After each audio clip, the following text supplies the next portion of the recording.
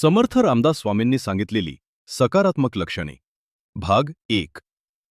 नमस्कार मित्रांनो, आपल्या या पेजवर आपण समर्थ रामदास स्वामींनी सांगितलेल्या सकारात्मक लक्षणांचे 5 भाग आणि त्यानंतर नकारात्मक लक्षणांचे 10 भाग आधीच पूर्ण केले आहेत. या सर्व भागांना तुम्ही जो प्रतिसाद दिला त्याबद्दल धन्यवाद. ही मागील मालिका तुम्हाला कशी वाटली हे आम्हाला नक्की सांगा. तसेच त्या मालिका पाहून तुम्हाला या नवीन मालिकेमध्ये काही बदल हवे आहेत का, किंवा कोणत्या विषयावर अधिक माहिती हवी आहे का, हे कमेंट्समध्ये नक्की कळवा, जेणेकरून आम्हाला त्यानुसार सुधारणा करता येईल. आता आपण सकारात्मक लक्षणांची ही मालिका पुन्हा पुढे नेत आहोत. समर्थ रामदास स्वामींच्या मते सकारात्मकतेचा आणि यशाचा सर्वात मोठा आधार म्हणजे प्रयत्नवाद. केल्याने होत आहे रे, आधी केलेची पाहिजे, हे त्यांचे अजरामर सूत्र आहे. जो माणूस केवळ नशिबावर अवलंबून न राहता स्वतःच्या कष्टावर आणि कर्मावर विश्वास ठेवतो, तोच खरा सकारात्मक व्यक्ती होय.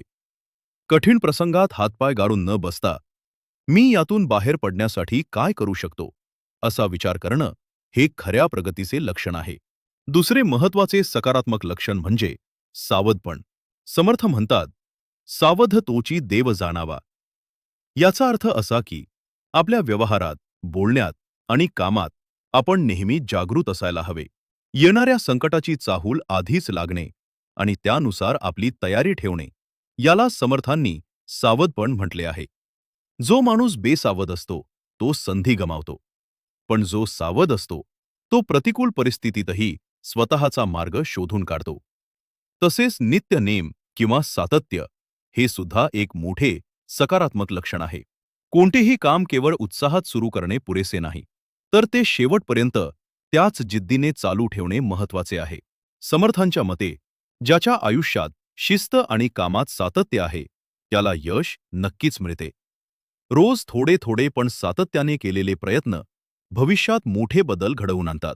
थोडक्यात सांगायचे तर जिद्दीने प्रयत्न करणे, प्रत्येक गोष्टीत सावध राहणे आणि आपल्या कामात सातत्य ठेवणे हीच यशस्वी आणि सकारात्मक जीवनाची खरी लक्षणे आहेत. तुमच्या प्रतिक्रियांची आम्ही वाट पाहत आहोत. जय जय रघुवीर समर्थ. जय श्रीराम.